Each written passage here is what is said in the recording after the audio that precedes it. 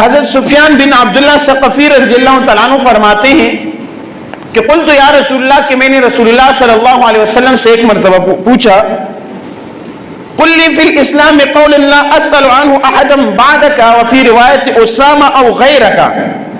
فرماتے ہیں کہ میں نے رسول اللہ صلی اللہ علیہ وسلم سے پوچھا کہ یا رسول اللہ، مجھے اسلام کے اندر ایک ایسی بات بتا دو کہ آپ کے بعد وہ کسی سے میں نہ پوچھوں، یا آپ کے علاوہ اور کسی سے میں نہ پوچھوں، کہ یعنی وہ بات میری زندگی بھر کے لیے جو ہے وہ کافی ہو، کسی اور سے مجھے نصیحت حاصل کرنے کی ضرورت نہ پڑے. تو اللہ کے نبی نے فرمایا، قال قل آمنت باللہ ثم استقم، کہ تم کہہ دو کہ میں نے اللہ پر ایمان لایا ہے اور پھر اس پر مداومت اختیار کرو، کہ اللہ پر ایمان لانے کے بعد دینی اسلام پر جو ہے وہ مداومت اختیار کرو، جسے قرآن مجید میں اللہ تعالیٰ فرماتے ادخل فی السلم کافہ، کہ اسلام کے اندر پورا کا پورا داخل ہو جاؤ. تو جو بھی اعمال ہم نے رمضان المبارک کے اندر کیے ہیں، اب ہمیں اس پر ہمیشگی اختیار کرنی چاہیے، پہلی بات. دوسری بات یہ ہے کہ رمضان کے مہینے کے بعد ہماری زندگی میں دوسرا انقلاب یہ ہے کہ اب ہم نفلی روزے بھی رکھیں. اور تیسرا عمل یہ ہے کہ اب رمضان کے بعد ہم تہجد کی نماز کا بھی اہتمام کریں. چوتھا کام یہ ہے کہ تہجد کے بعد ہم فرض نمازوں کا بھی اہتمام کریں. رمضان میں ہم نے تراویح پڑھی ہے، ہم نے جو فرض نمازیں پڑھی، اب یہ ہے کہ ہم صرف جمعہ پڑھیں گے، نہیں، ایسا نہ ہو. اب ہمیں چاہیے کہ ہم نے پورے رمضان میں اگر ہم نے نمازیں پڑھی ہے، ٹھیک ہے، ہماری صحت پر، کاروبار پر، دسترخوان پر، یار خود تو سوچو نا یار، تھوڑا سا خود تو دماغ لگاؤ. رمضان کے مہینے میں آپ لوگوں کا دسترخوان زیادہ آباد تھا یا رمضان سے پہلے؟ سچی بات بتاؤ.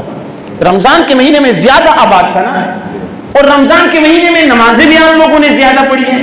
تو اس کا مطلب ہے اگر آپ نماز پڑھتے ہیں تو اس کا آپ کی معیشت پر اثر نہیں پڑتا، آپ کا دسترخوان اللہ تعالیٰ اور آباد کر لیتا ہے. فرض نمازوں کے ساتھ ساتھ وتر کی بھی پابندی کرے. ایسے نہیں فجر کی عشاء کی نماز پڑھی، امام نے سلام ادھر پھر آپ نے ادھر پھر اور بات کے چلے گئے. وتر کی نماز بھی واجب ہے، واجبوں کی بھی پابندی کریں. چھٹی بات یہ ہے کہ ہم سنت مؤکدہ کا بھی اہتمام کریں، کہ آپ صلی اللہ علیہ وسلم جو سنت مؤکدہ ثابت ہیں ہم ان کا بھی اہتمام کریں، اہتمام کے ساتھ ان کو پڑھیں. تو رمضان میں ہم نفلیں پڑھ رہے ہیں اور ادھر جو ہے ہم سنتیں چھوڑ رہے ہیں.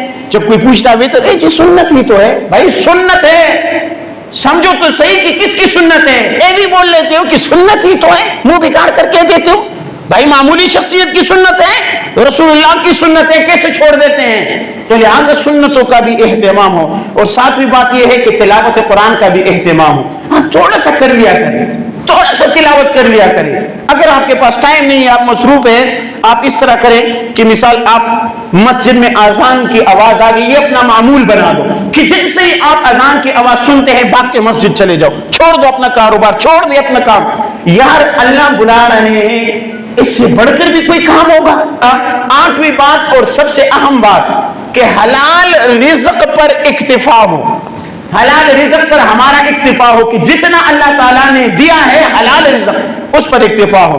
ایسا نہیں کہ ہم سود کھانا پھر شروع کر دیں، یار پیسے تو کم ہیں. اسی طرح نہیں ہے کہ بھائی ملاوٹ کرنا ہم شروع کر دیں. ایسا نہیں ہے کہ بھائی رشوت کھانا ہم شروع کر دیں. ایسا نہیں ہے کہ ناحق دوسروں کی مالیت پر قبضہ کرنا ہم شروع کر دیں. حلال رزق اللہ تعالیٰ نے جتنا دیا ہے اس پر اتفاق کرو، شکر ادا کرو. اسی طرح نویں بات یہ ہے کہ بچوں کو دینی تعلیم و تربیت دے. رمضان کے بعد ہم نے بچوں کو دیکھا نا کہ رمضان کے اندر ہم تراویح پڑھنے آئے تو بچے بھی آئے، ہم نمازیں پڑھنے آئے تو بچے بھی آئے، ہم نے تلاوتیں شروع کی تو بچوں نے بھی کی.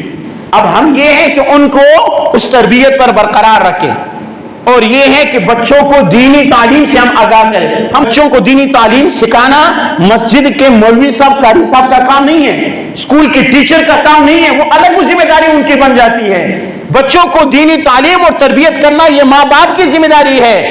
اطلب العلم من المہد الی اللحد، کہ ماں کے گود سے تعلیم شروع کرو.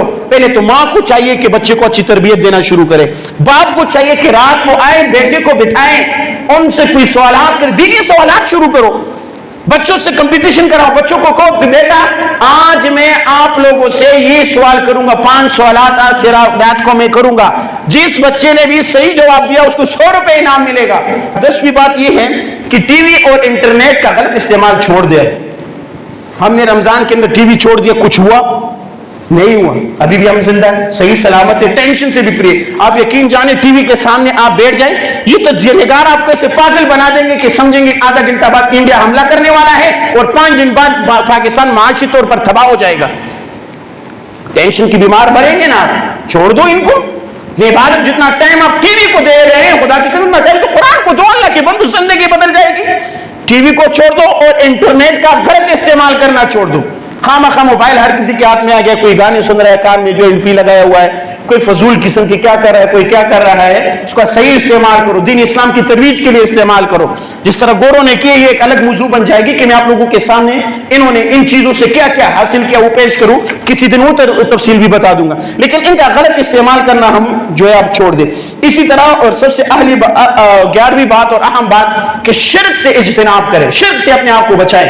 اللہ تعالیٰ قرآن مجید میں فرماتے ہیں لئن اشرکت لیحبطن عملک ولتکونن من الخاسرین, کہ اگر تو نے شرک کیا تو میں تمہارے اعمال کو اللہ نے کہا ختم کر دوں گا اور تم خسارہ اٹھانے والوں میں سے بن جاؤ گے. نمبر 12 یہ ہے کہ ریاکاری سے اپنے آپ کو بچاؤ. 2-4 رکعتیں نمازیں پڑھ لی اور 2-4 تسبیح پڑھ لی, پھر ہم یوں اوپر دیکھتے ہیں کہ ابھی وہی آئے گی, ٹھیک ہے, اور پھر ہم یوں کہتے ہیں کہ بھائی 5 اوپر کر کے ہم نے آپ کو قلقلہ خان بنا دیتے کہ میں تو پہنچا ہوں سرکار ہوں, میں تو اب بس یہ ہے کہ میں تو پہنچ گیا ہوں, 2 رکعتیں پڑھی ہے اور پہنچ گیا ہے, ٹھیک ہے. ایسے نہیں پہنچے گا. ریاکاری سے اپنے آپ کو دور رکھو. یقین جانے بڑا جو وہ آ جاتا ہے کہ 100 روپے کا نوٹ کسی کو پکڑا رہے, تصاویر نکال رہے, اس کی ذلت الگ اور ادھر ریاکاری الگ, نیکیاں کر رہے ہیں اور سوشل میڈیا پہ ڈال رہے ہیں. اسی طرح نمبر 13 خصوصاً نوجوانوں سے کہتا ہوں بلکہ سب کو کہتا ہوں کہ تنہائی میں گناہ سے بچو. آپ لوگ سمجھ گئے ہوں گے, تنہائی میں اپنے آپ کو گناہ سے محفوظ کرو, کیونکہ جب آپ کسی تنہائی میں ہوتے ہیں, اکیلے کمرے میں ہوتے ہیں, گانے دیکھ رہے ہیں, غلط ویڈیوز دیکھ رہے ہوتے ہیں, تو آپ اللہ تعالیٰ کو براہ راست چیلنج کر رہے ہوتے ہیں کہ میں اپنے ابو سے ڈرتا ہوں, محلے کے فلاں سے ڈرتا ہوں, لیکن اللہ تو دیکھ رہا ہے, تجھ سے نہیں ڈر رہا ہوں. لہٰذا تنہائی کے گناہوں سے اپنے آپ کو بچاؤ کہ جس کا گواہ صرف اللہ تعالیٰ آپ کے خلاف ہوں گے, اللہ تعالیٰ آپ کے خلاف گواہ بنیں گے کہ تو مجھ سے اتنا حیا نہیں کر رہا تھا کہ تجھے میں دیکھ رہا تھا اور تو گناہوں کے اندر جو اپنے آپ کو مصروف کر رہا تھا. تو لہٰذا تنہائی کے گناہوں سے اپنے آپ کو بچاؤ. 14ویں بات یہ ہے کہ زبان کے غلط استعمال سے بچو. رمضان کے مہینے میں ہم نے کیا نا کہ بھائی آپ صلی اللہ علیہ وسلم نے فرمایا کہ جب آپ کو کوئی برا بلا کہے تو آپ کہہ دو کہ بھائی میرا روزہ ہے. تو رمضان کے اندر ہم نے اپنے آپ کو بچانے کی کوشش کی, تو اب غیر رمضان میں بھی ہم اپنے آپ کو محفوظ کریں. گالم گلوچ, برا بلا کہنا, دوسروں کو تکلیف دینا, غیبت کرنا, بہت ساری باتیں زبان کے استعمال میں آتی ہیں, تو زبان کا غلط استعمال نہ کرنا. 15ویں بات یہ ہے کہ دل کی حفاظت کرنا. اپنے دل کو ہم صاف ستھرا کریں, کسی کے لیے بغض نہ ہو, کسی کے لیے حسد نہ ہو, کینہ نہ ہو, دل میں برائیاں نہ ہو, دوسروں کو دیکھ کے غصہ آ رہا ہے, وہ دل کو صاف کرو. آپ یقین جانے جس شخص کا دل صاف ہوگا کینہ بغض حسد سے, وہ شخص کتنا بھی غریب کیوں نہ ہو, کتنا لاچار کیوں نہ ہو, وہ خوشی خوشی زندگی گزارے گا.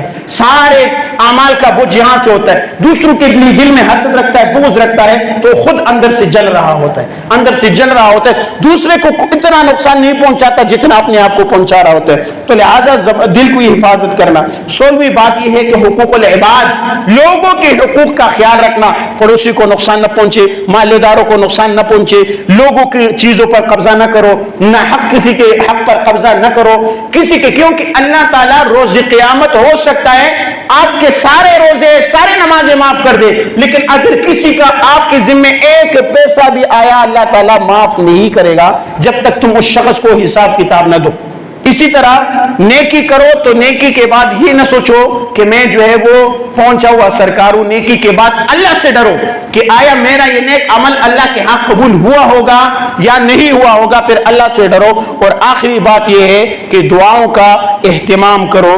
تو یہ 18 باتیں تھی کہ اب رمضان کے بعد ان باتوں پر عمل کر کے اب ہم اپنی زندگی گزاریں گے. ہمارا ٹریننگ ہو چکا ہے, اب یہ نہیں ہے کہ نماز رمضان ادھر چلا گیا اور اب ہم ادھر چلے جائیں گے. اللہ تعالیٰ مجھے آپ لوگ کو عمل کرنے کی